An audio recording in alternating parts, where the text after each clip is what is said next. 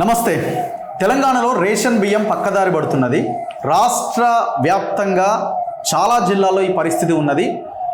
అత్యంత భయంకరంగా ఉమ్మడి నల్గొండ జిల్లా, ఇప్పుడు ఉన్న సూర్యాపేట జిల్లాలో చాలా ఎక్కువగా జరుగుతున్నది. ఇది కాకినాడ పోర్ట్ వరకు వెళ్తూ ఉన్నది. సో పక్క రాష్ట్రాలకు తరలిపోతున్నది. పేద ప్రజలకి దక్కాల్సిన బియ్యం, ఇవన్నీ రేషన్ బియ్యము పక్కదారి పడుతున్నది. ఎంత కరప్షన్ అంటే ఎన్ని వందల కోట్లు అన్నది లెక్క తేలాల్సిన అవసరం ఉన్నది. అయితే రీసెంట్గా ఈ విషయంలో రకరకాల కథనాలు వస్తున్నాయి. దీని మీద ఎంక్వైరీకి ఆదేశించినామని ప్రభుత్వం చెప్తున్నది. కానీ కొంతమంది పోలీస్ అధికారులే దీంట్లో కుమ్మక్కైపోయి వాళ్ళని రక్షించడం కోసం డీల్ కుదుర్చుకున్నారు అన్నది ఇంకొక ఎలిగేషన్. మొత్తానికి పక్కదారి పట్టిన ఈ రేషన్ బియ్యం కథ తేల్చాల్సిన అవసరం కనిపిస్తున్నది. దీని మీద Osmania university JAC chairman Suresh Yadav Telangana డీజీపీకి కంప్లైంట్ చేశారు. కంప్లైంట్ చేసి మన దగ్గరికి వచ్చారు. ప్రస్తుతం నా ముందున్నారు. ఆయన ఏమడుగుతున్నారంటే, శ్రీయుత గౌరవనీయులైన డీజీపీ తెలంగాణ రాష్ట్రం గారికి నమస్కరించి రాయనది ఏమనగా, ఉమ్మడి నల్గొండ జిల్లాలో జరిగిన పీడీఎస్ బియ్యం అక్రమ రవాణా గురించి విజ్ఞప్తి. పేదల ఆకలి తీర్చడం కోసం కేంద్ర రాష్ట్ర ప్రభుత్వాలు కలిసి ఉచితంగా అందిస్తున్న రేషన్ బియ్యాన్ని సూర్యాపేట జిల్లాకు చెందిన సురుగు నాగశంకర్ పెన్పహాడ్ అయినది, భిక్షపతి గౌడ్ కమలా హాస్పిటల్, కాసం రమేష్ పాతర్ల పహాడ్ వీళ్ళతో పాటుగా మరికొంతమంది రేషన్ డీలర్లు కుమ్మక్కై అక్రమంగా సేకరించి కాకినాడకు తరలించారట. గత ప్రభుత్వ హయాంలో 2014 నుంచి అక్రమ బియ్యం రవాణా యథేచ్ఛగా కొనసాగింది. ఈ తతంగం వెనకాల సూర్యాపేట జిల్లా ఎస్పీగా పనిచేసిన రాజేంద్ర ప్రసాద్, ఈయన ఎవరో మీకు తెలిసి ఉంటుంది. ఈయన జై జగదీష్ రెడ్డి అన్నట్టు వచ్చినారు అప్పుడు. ఈ పింక్ బ్యాచ్ ఇది. చివ్వెంల ఎస్ఐ విష్ణుతో పాటు మరికొంతమంది సిఐలు, మరో 15 మంది ఎస్ఐలు ఈ అక్రమ వ్యాపారంలో భాగస్వాములైనట్టు అనేక వార్తలు వచ్చినాయి.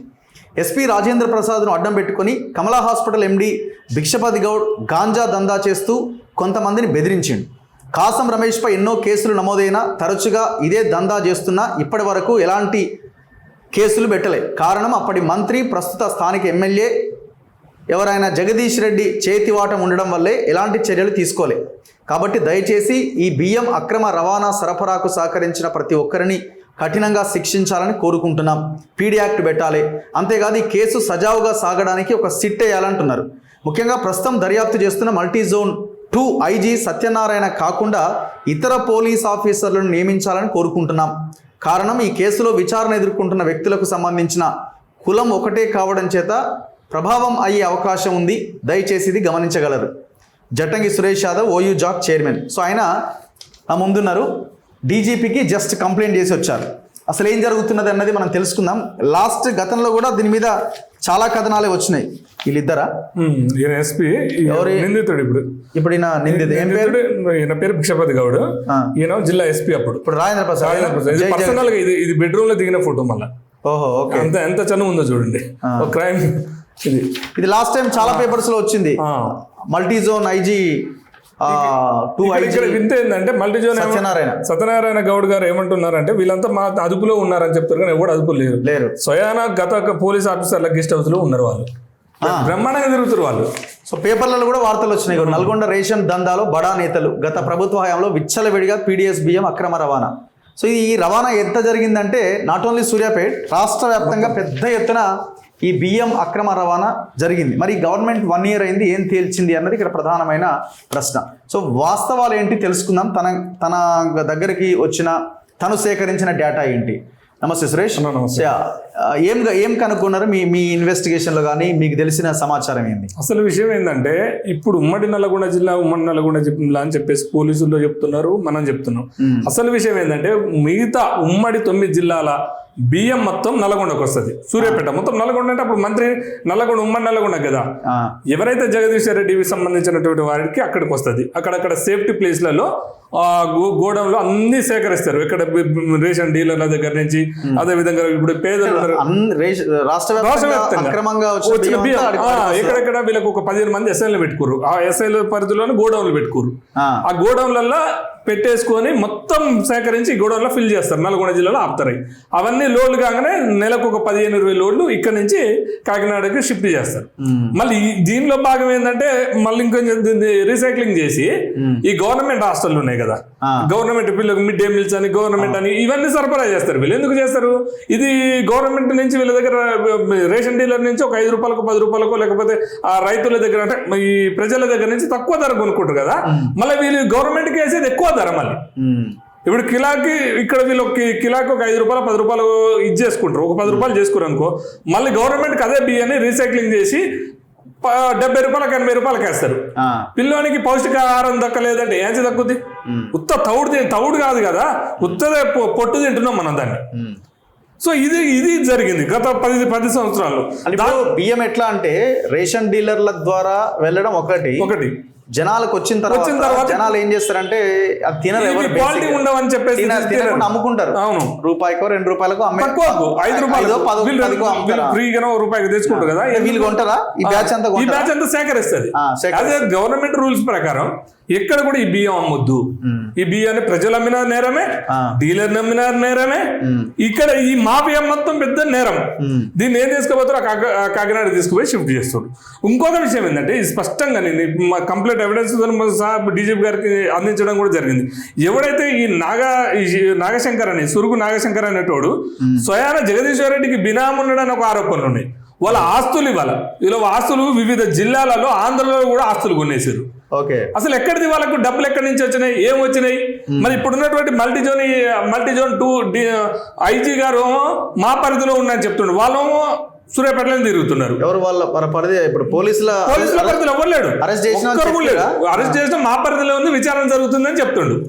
మరి ఎందుకు విచారణ జరుగుతున్నప్పుడు వాళ్ళు ఎందుకు బయట ఎందుకు ఉండాలి? వీళ్ళు ఎందుకు బయట ఉంటారు?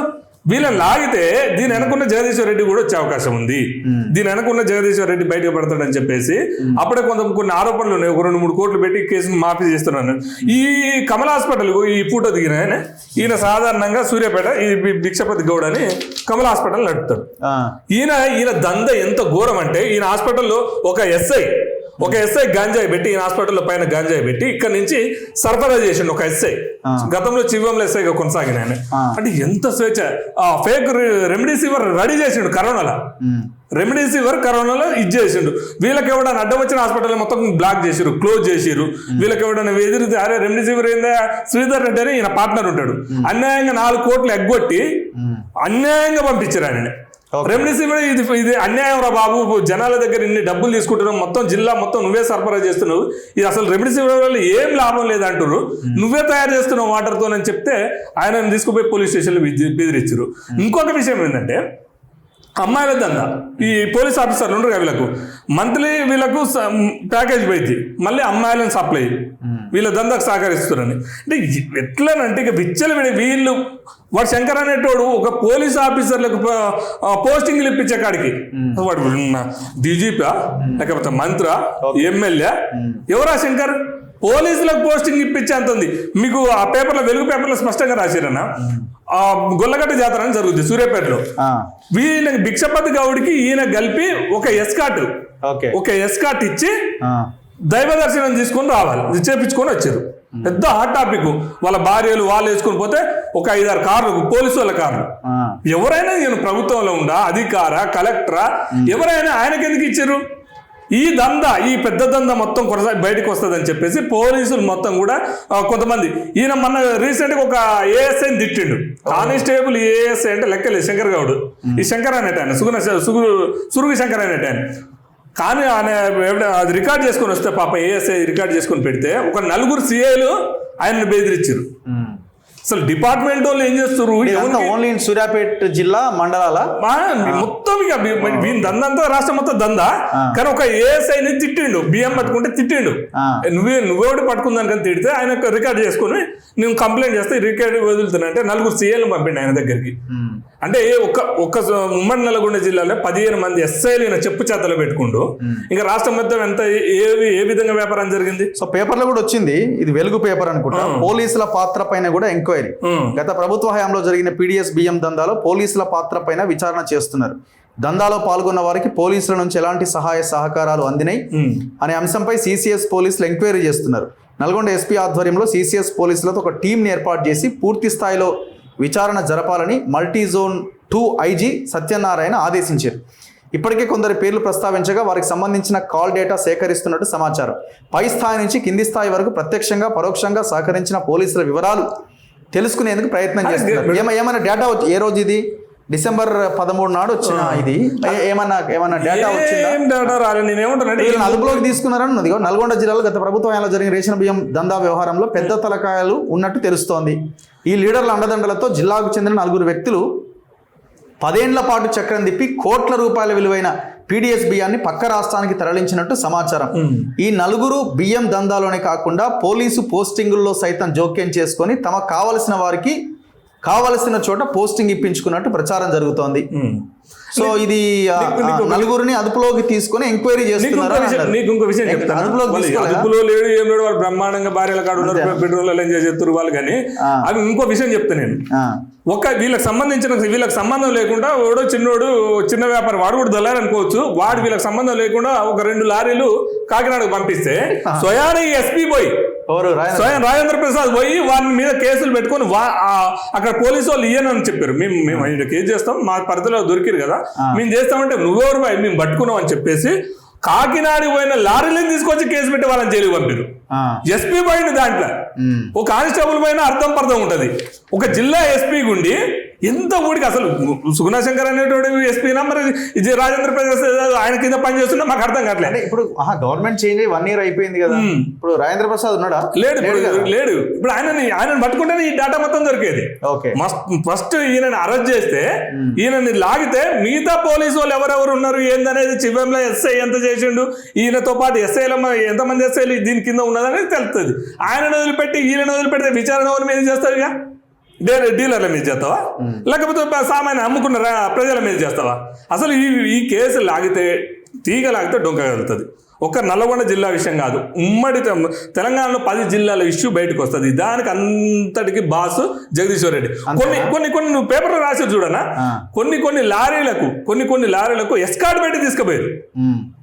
ఏది జగదీశ్వర్ రెడ్డి చెప్తే బియ్యం లారీలకు అక్రమంగా రవాణా చేసేదానికి ఎస్కార్ట్ పెట్టి కాకినాడకు తరలించారు. కొన్నిసార్లు 10-20 లారీలు పోయినప్పుడు మొత్తం పోలీసు వాళ్ళని 50 మంది పోలీసు వాళ్ళని పంపి ఎస్కార్ట్ పెట్టిండు. మరి ఎవరి కోసం ఎస్కార్ట్ పెట్టాలి, దేనికి ఎస్కార్ట్ వినియోగించాలి? ఈ దందా చేద్దానికి, ఇసుక దందా చేద్దానికి, బియ్యం దందా చేద్దానికి ఎస్కార్ట్లు. సో మొత్తం దుర్వినియోగమైంది. ఇప్పుడు ఉన్నటువంటి ప్రభుత్వాన్ని, ఇప్పుడు సివిల్ సప్లై కూడా ఉత్తమ్ కుమార్ రెడ్డి ఉన్నారు. ఇంత పెద్ద ఇష్యూ జరుగుతుంది. మరి కాంగ్రెస్ వాళ్ళు ఎందుకు స్పందించట్లేరో నాకు అర్థం కావట్లేదు. కాంగ్రెస్ వాళ్ళు వాడు జగదీశ్వర్ రెడ్డికే మనం ఖర్చు పెట్టింది దాదాపుగా 50-60 కోట్లు ఖర్చు పెట్టారు వీళ్ళే. వాళ్ళ చేతులంగానే మందు పంచిరు, వాళ్ళ చేతులంగానే డబ్బులు పంచిరు, వాళ్ళ చేతులంగా. ఈ భిక్షపతి గౌడ్ అనేటోడు ఇక ఒక గిరిజన మహిళని వాడుకొని ఆమెను ఇబ్బంది పెట్టిండు, ఒక బీసీ మహిళ, ఒక ఎస్సీ మహిళ. ఇంత వ్యాపారమా, ఇంత దందా? హాస్పిటల్నే బెడ్రూమ్ పెట్టుకోండు. సరే, ఇప్పుడు మరి దీని మీద ఎంక్వైరీ జరగడం ఆలస్యం అవుతున్నదా, లేకపోతే ఏమైనా లోపల మొత్తం పక్కదావ పట్టించారని ఆరోపణలు ఉన్నాయి. సూర్యాపేటలో అయితే ఓపెన్ ఫ్యాక్ట్ ఏంటంటే 2-3 కోట్లకు కొంతమంది పోలీసు వాళ్ళు ఈ కేసును పక్కదావ పట్టిస్తారు అని చెప్పేసి కన్సర్న్ మినిస్టర్ కూడా జిల్లానే కదా, అదే కదా. ఇప్పుడు వాళ్ళు స్పందించట్లేరు కాబట్టి ఇష్యూ ఎంతవరకు పోవాలన్నా దీని అనుకున్న దొంగలు బయటకు రావట్లేదు కదా. ఒకవేళ ప్రభుత్వం ఆదేశిస్తే మాత్రం పెద్ద విషయం బయటకు వస్తుంది. లేదంటే పోలీసులు దీన్ని కబ్జెప్ చేస్తాం. ఒక 4-5 సీఏలు ఓన్లీ ఉమ్మడి నల్గొండ జిల్లా వరకు నేను అనేది. ఒక 4-5 సీఏలు ఉంటారు, 15-16 మంది ఎస్ఐలు ఉంటారు. మొత్తం లావాదేవీలు మొత్తం కూడా బ్యాంక్ ట్రాన్సాక్షన్ మొత్తం తీసినా బయటపడుతుంది. వాళ్ళకు డైరెక్ట్ బ్యాంక్ అకౌంట్కే కొట్టేసారట. అంతదాన్ని ఇంకా 3వ సారి అధికారం వస్తుందని కూడా వీడు సుగుణేశం గారు అంటాడట వీరే వాళ్ళతోని. సురేష్ అన్నట్టు ఏం చేస్తాడు జగదీశ్వర్ రెడ్డి మళ్ళీ మంత్రి కాడ, నేను ఆ సంగతి చూడనా. వీడు చేసేది లంగ వ్యాపారం. జగదీశ్వర్ రెడ్డి వీడు కలిపి లంగ వ్యాపారం చేశారు. అమాయకుల్ని ఇప్పుడు ఒకడు తప్పు చేస్తేనే తీసుకొచ్చి కొట్టే పోలీసులు మరి ఈ బ్రోకర్ గాలతో ఏం దోస్తానా వీళ్ళకు? పోలీసు వ్యాపారం. పోలీసులు ఎవరో దొంగలు ఎవరో అర్థం కావట్లేదు. వాడు పోలీసు అంటే వీళ్ళు దొంగలేరు. ఇప్పుడు పోలీసు కానిస్టేబుల్ అన్నా లెక్క చేయడు. వాడు 10వ తరగతి పాస్ కానోడు. డీజీపీకి మీరు అక్కడ కలిసి ఏం చెప్పినారు? ఇదే విషయం చెప్పిన స్పష్టంగా దీని మీద ఎంక్వైరీ కంపెనీ. ఇంకోటి ఏంటంటే సత్యనారాయణ సార్ పేరు మంచోడు కావచ్చు కాక ఆ కులం వల్ల ఈయనకేమైనా ఇబ్బంది వస్తుంది, దోషం వస్తుంది, లేకపోతే ఆరోపణలు వస్తాయని ఫస్టే చెప్తున్నా. సిట్ కమిటీ వేస్తే పూర్తి స్థాయి విచారణ జరుగుతుంది. సిట్ కమిటీ ద్వారా మొత్తం అసలు ఈ దంద ఎక్కడి నుంచి స్టార్ట్ అయింది, ఎప్పటి నుంచి స్టార్ట్ అయింది, ఏ రోజు నుంచి. ఇందులో కూడా నేను చెప్పిన కాసం రమేష్ అని మా ఊరేవాడు. మేము ఒకసారి పట్టిస్తే ఇంకో దుర్మార్గం చెప్పాలి విషయం. మేము ఒకసారి పట్టిస్తే పట్టించిన పిల్లగాళ్ళ మీద కేసులు పెట్టిరు వీళ్ళు పోలీసు వాళ్ళు. అంటే ఏం జరుగుతుంది? ఇంకో విషయం ఏంటంటే ఈ రేషన్ డీలర్ సంబంధించినటువంటి ఒక రెడ్డి, ఎవరో జగదీశ్వర్ రెడ్డికి ఏదో అని అంటారు, సరే పర్సనల్ కావచ్చు అది, కానీ సంబంధాలు ఉన్నాయి అంటారు. ఆమెని స్వయాన మా ఆర్గనైజేషన్ వాళ్ళు పట్టించినాక పోలీసు వాళ్ళు సాక్ష్యం సంతకాలు పెడుతురా అని తీసుకుపోయి పాపం మా పిల్లగాళ్ళు మీకెందుకు రా వాళ్ళ గురించి అని చెప్పేసి మేము డీలర్ని బెదిరించినట్టు పెట్టి మా మీద కేసులు పెట్టి, నేను అయాల స్వయాన లాయరు లా కౌన్సిలింగ్ ఉంటే నా మీద ఏమని పెట్టి పేపర్ రాపించండి. ఇదే ఇప్పుడు అడిషనల్ ఎస్పీ నాగేశ్వరరావు వీడు శంకర్ అనేటువంటి కేసు పెట్టామంటే పెట్టాడు. ఇది 2017 అంటే వాళ్ళకి అదుపు కొంతమంది యువకుల్ని, దళిత యువకుల్ని, గిరిజన యువకుల్ని అలా గీయంది అమ్ముతారని కూడా తీసుకుపోయి కొట్టారు. పెద్ద మాఫియా అది.